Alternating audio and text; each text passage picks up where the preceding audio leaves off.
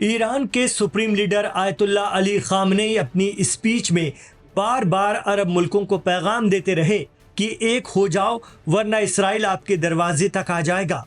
वो आरोप लगाते हैं कि इसराइल सिर्फ ग्रेटर इसराइल के सपने को पूरा कर रहा है, उसे जमीन चाहिए और अरब देश भले ही इसराइल से कितने भी समझौते कर लें, लेकिन वो अपने लक्ष्य को नहीं भूलता। इमाम खामनेई की बात सच साबित हो रही है।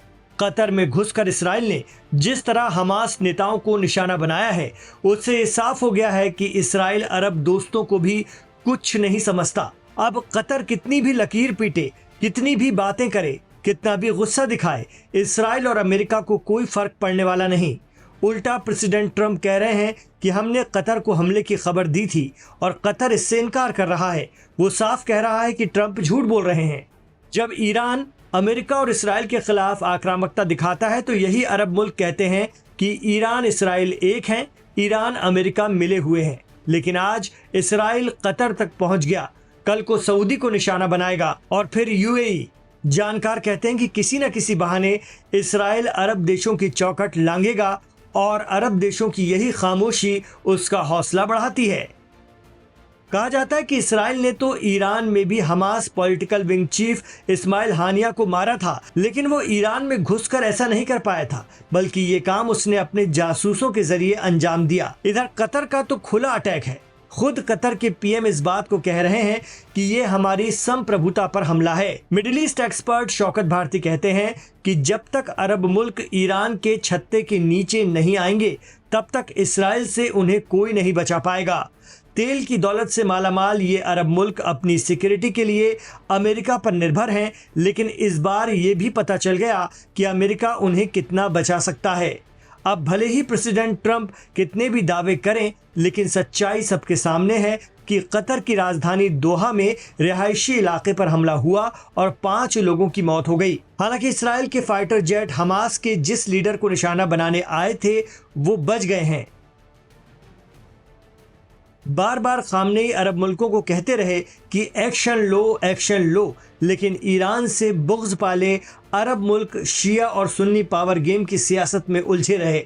इधर अपने बंधकों को छुड़वाने का प्रेशर बनाने इसराइल ने अरब मुल्कों पर ही निशाना तान दिया है। बड़ा सवाल तो ये भी उठ रहा है कि जब कतर में अमेरिकी एयर डिफेंस सिस्टम लगे हुए हैं तो इसराइली फाइटर जेट राजधानी दोहा में कैसे एंटर हो गए। ये बात भी किसी से छिपी नहीं है कि अमेरिका की इजाज़त के बगैर कतर, सऊदी, यूएई वगैरह कोई कदम नहीं उठाते हैं।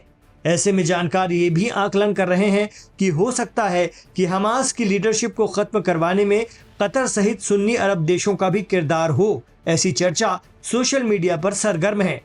वहीं ईरान के प्रेसिडेंट मसूद पजेश्कियान ने कतर के अमीर से फ़ोन पर बात की है और कहा है कि इसराइल के युद्ध अपराधों के खिलाफ सभी मुस्लिम देश एक हो जाएं।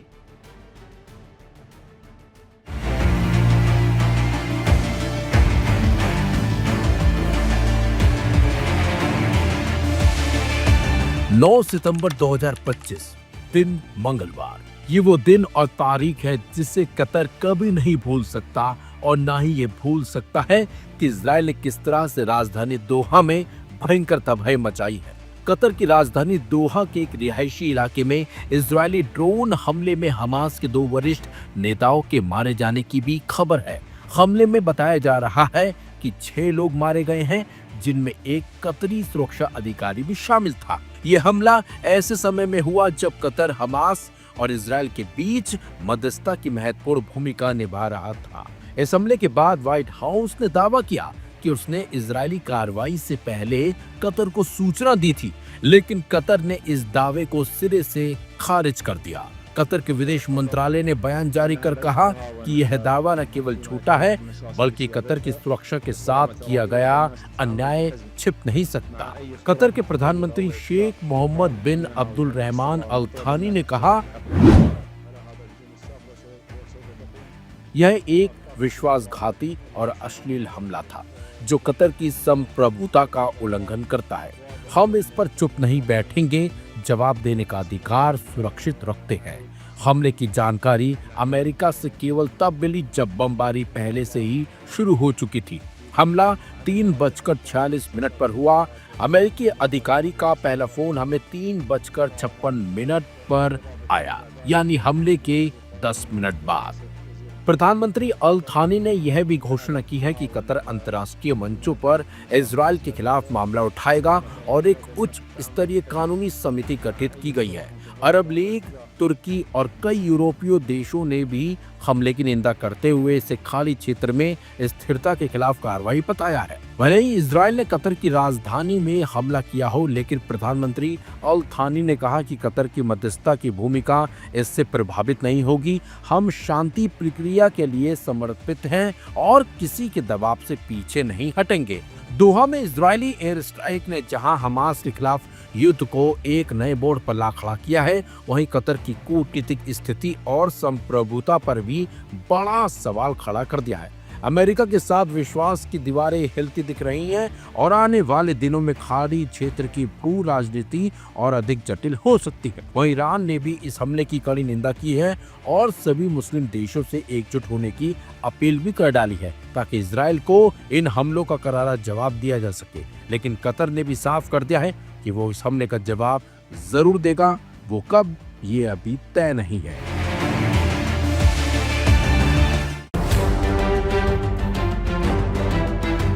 मिडिल ईस्ट, जंग का वो मैदान जहां रोज न जाने कितने लोग मारे जा रहे हैं और न जाने कितने लोग घायल हो रहे हैं। मरने वालों में सबसे ज्यादा संख्या महिलाओं और छोटे छोटे बच्चों की है। इजराइल जिस तरह से हमास को खत्म करने के नाम पर नरसंहार कर रहा है, उसके चलते आज गाजा कब्रिस्तान में तब्दील हो चुका है। लेकिन अब हमास के लड़ाकों को मारने के नाम पर इजराइल ने कई और देशों को भी निशाना बनाना शुरू कर दिया है। जी हाँ, इजराइल ने कतर की राजधानी दोहा पर एक बड़ा हमला किया है। इस हमले के बाद मिडिल ईस्ट बड़े युद्ध के मुहाने पर खड़ा है। इस हमले पर इजराइल का कहना है कि उसने हमास के अधिकारियों के ठिकानों पर हमला किया है। हमले के जो वीडियो फुटेज सामने आए हैं, उसमें साफ साफ दिखाई दे रहा है कि किस तरह से कई घर पूरी तरह से तबाह हो गए और लोग सड़कों पर किस तरह से भागते नजर आए। वहीं इस हमले को इजराइल ने सही फैसला बताया है। इजरायली वित्त मंत्री बेजलेल स्मोट्रिच ने हमास नेतृत्व को निशाना बनाकर किए गए हमले की तारीफ करते हुए इसे सही फैसला बताया। स्मोट्रिच ने एक सोशल मीडिया पोस्ट में कहा, आतंकियों को दुनिया में कहीं भी इजराइल के लंबे हाथों से कोई छूट नहीं है और ना ही मिलेगी।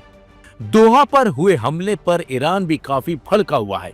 ईरान ने इजरायली हमले की घोर निंदा की है। यहाँ तक कि ईरान ने इजरायली हमले को अंतर्राष्ट्रीय कानून का उल्लंघन बताया। ईरानी मीडिया के मुताबिक ईरानी विदेश मंत्रालय के एक प्रवक्ता ने दोहा में हमास अधिकारियों पर इजरायली हमले की निंदा करते हुए इसे अंतर्राष्ट्रीय कानून का खतरनाक उल्लंघन बताया है। ईरान के विदेश मंत्रालय के प्रवक्ता इस्माइल बागई ने सरकारी टीवी को बताया, यह बेहद खतरनाक और आपराधिक कार्रवाई सभी अंतर्राष्ट्रीय नियमों और विनियमों का घोर उल्लंघन है। कतर की राष्ट्रीय संप्रभुता और क्षेत्रीय अखंडता का उल्लंघन है। हैरानी की बात तो यह है कि इजराइल गाजा के साथ युद्ध शुरू होने के बाद अपने हमलों का दायरा लगातार बढ़ाता जा रहा है। पहले सीरिया और यमन को निशाना बनाया गया और अब कतर। और जिस तरीके से कतर की राजधानी दोहा पर इजरायली हमले के बाद मिडिल ईस्ट में तनाव और तेजी से बढ़ने की आशंका अब बढ़ जाती है। इस हमले के तुरंत बाद ईरान सक्रिय हो गया है और कतर के समर्थन में बयान दिया है। खास बात तो यह है कि 2 सालों में इजराइल ने 6 मुस्लिम देशों पर हमले किए हैं। सिर्फ ईरान ने ही इजराइल पर बड़ा हमला किया है और नेतन्याहू की सेना को कड़ी टक्कर दी है। आखिरकार इजराइल को ईरान के आगे झुकना भी पड़ा और युद्ध विराम की गुहार तक लगानी पड़ी थी। तब जाकर ईरान ने सीज फायर का ऐलान किया। ईरान ने इजराइल के साथ साथ कतर और कई मुस्लिम देशों में अमेरिकी सैन्य ठिकानों को निशाना बनाया था। तब ज्यादातर मुस्लिम देशों ने ईरान के इस हमले की कड़ी निंदा की थी और एकजुट होकर ईरान पर हमला करने की बात भी बोल रहे थे। लेकिन अब इजरायली हमले के बाद ये देखना बाकी है कि क्या मुस्लिम देश मिलकर इजराइल के खिलाफ कोई बड़ा कदम उठाएंगे या फिर नहीं, क्योंकि इजराइल ने जो किया है वो मुस्लिम देशों को अब मंजूर नहीं है।